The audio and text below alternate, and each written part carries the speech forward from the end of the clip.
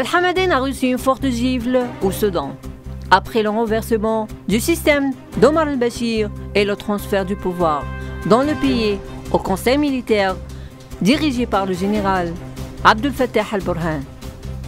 Après la publication du président du conseil militaire transitoire,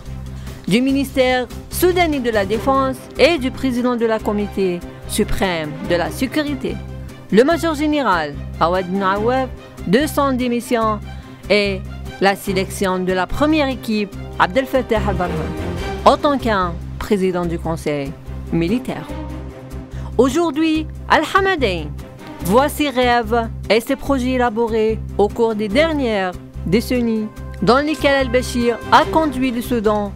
à l'effondrement, alors que l'homme qui détenait les espoirs du système qatari a déclaré son démission et le règne est devenu dans la main d'autres hommes.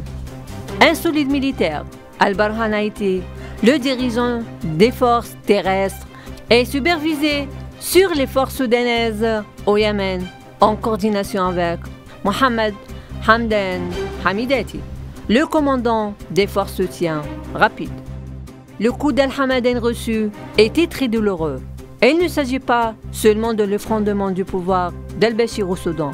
mais du fait que l'actuel chef du pays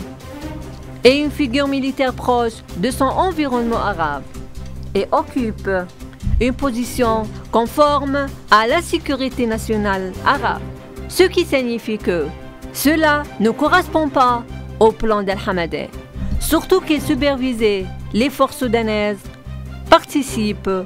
à l'Alliance yéménite pour le soutien de la légitimité. Cette évolution impressionnante